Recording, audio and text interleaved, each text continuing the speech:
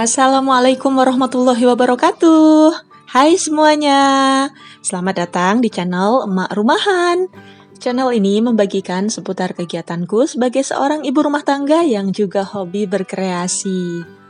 Seperti yang sudah teman-teman lihat dan baca di judul dan juga di thumbnail, jadi di video kali ini aku mau mengajak teman-teman semua kita kembali ke dapur miniku dan apa aja yang akan aku kerjakan di dapur mini untuk di video kali ini.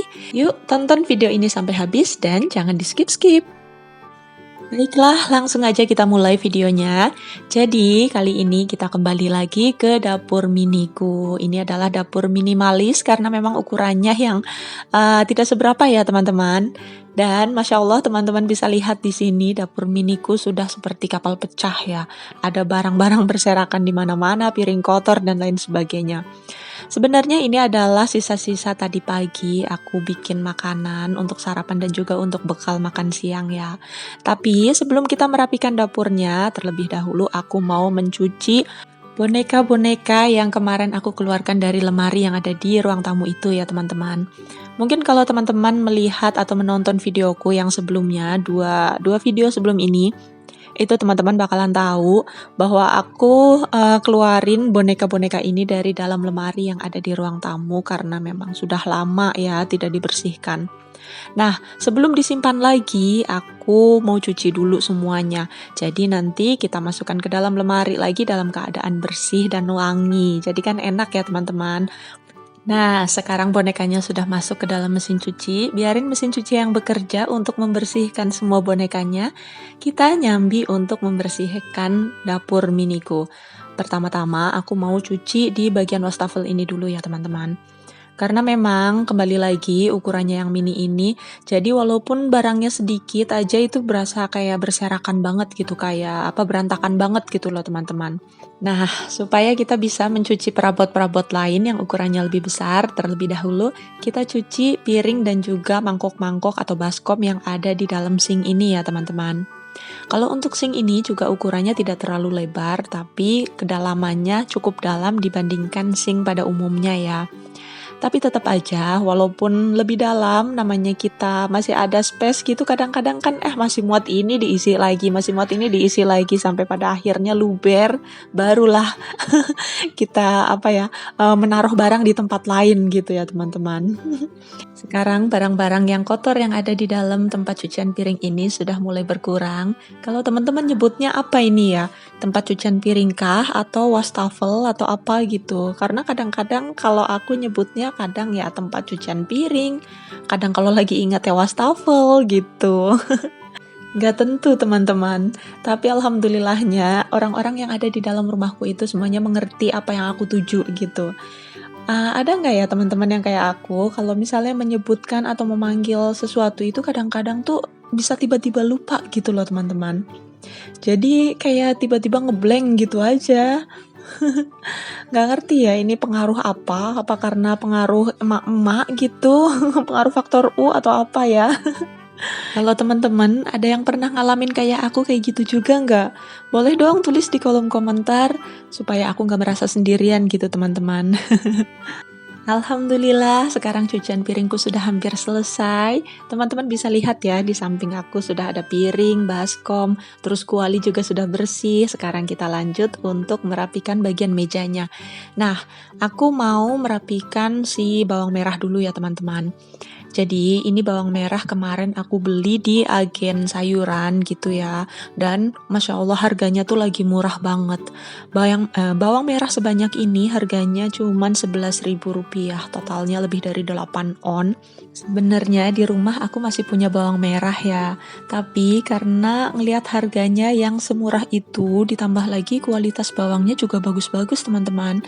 Jadi ini bentuknya besar-besar, kering-kering gitu. Pokoknya khas bawang Brebes gitulah ya.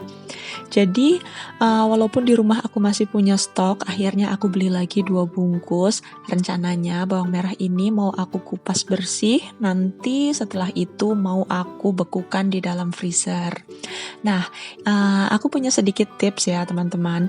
Jadi kalau aku sendiri menyimpan perbumbuan, itu aku lebih suka dibekukan di dalam freezer ya. Karena menurutku perbumbuan ataupun makanan atau bahan makanan yang disimpan di dalam freezer dalam keadaan beku itu bakalan jauh-jauh lebih awet daripada makanan yang kita simpan di ruang terbuka atau mungkin di kulkas yang di bagian bawahnya. Bahkan kadang-kadang bisa sampai berbulan-bulan pun itu tidak merubah rasa, dan setahu aku itu juga tidak merubah nutrisinya ya teman-teman. Selama kita menyimpannya dalam keadaan bersih, kotak penyimpanannya pun bersih, dan juga dalam kondisi tertutup rapat, insya Allah itu tidak akan merubah rasanya ya. Oke, lanjut. Sekarang aku mau membersihkan tempat sabun cuci tangan yang ada di dapur. Nah, kalau untuk di dapur, di kamar mandi, itu sabun yang aku pakai sabun batangan ya teman-teman.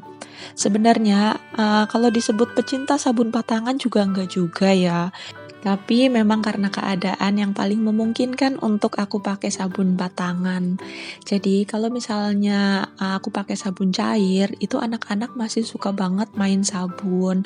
Terus apalagi untuk di kamar mandi ya. Kalau aku pakai sabun cair untuk mandi, itu yang ada anak-anak bakalan lama banget di kamar mandi. Terus udah gitu apa aja disabunin, sampai dinding-dinding pintu semuanya disabunin. Dan setelah itu nyiramnya juga nggak bersih, jadi kan ngeri ya, takutnya nanti ada sisa-sisa sabun, terus udah gitu licin, malah takut terjadi hal yang enggak-enggak. Dan di samping itu juga bakalan jauh lebih boros lagi.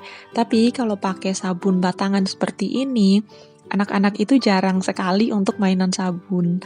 Kalaupun mainan sabun itu busanya tidak terlalu licin atau tidak selicin seperti sabun cair. Terus untuk di bagian dapur sini juga gitu. Sabun cuci tangan di dapur aku pakai sabun batangan ya karena alasan yang sama. Kalau pakai sabun cair itu mereka cucinya cuma asal-asalan gitu. Kadang-kadang tangannya itu masih licin gitu, masih berbusa-busa karena memang sabun cair kan banyak busanya ya. Terus udah gitu bilasnya itu nggak terlalu bersih. Dan kalau pakai sabun batangan itu sudah pasti lebih irit daripada sabun cair. Oke teman-teman, karena bagian mejanya sudah bersih, sekarang aku lanjut lagi untuk nyapu dan juga ngepel tipis-tipis. Jadi aku cuman basahin kain pel bersih, setelah itu aku injek sambil nyapu, sambil aku bawa-bawa kemana-mana gini ya. Jadi hasilnya seperti sudah dipel gitu teman-teman. Nah, bagaimana kabarnya teman-teman semua hari ini? Semoga selalu sehat, bahagia, tidak kurang suatu apapun dimanapun kalian berada ya. Dan untuk teman-teman yang sedang sakit, aku doakan semoga lekas sembuh, pulih seperti sebelumnya. Juga untuk teman-teman pejuang garis 2, semoga Allah Subhanahu wa Ta'ala segera memberikan keturunan yang soleh dan soleha. Amin. Terima kasih banyak juga untuk teman-teman yang barangkali baru menemukan channel aku atau baru menonton video aku. Aku ucapkan selamat datang, semoga kalian suka dengan video-videoku yang super receh ini. Dan kalau kalian suka, jangan lupa untuk dukung aku dengan cara tekan tombol subscribe dan juga loncengnya, supaya kalian tahu kalau aku upload video terbaru.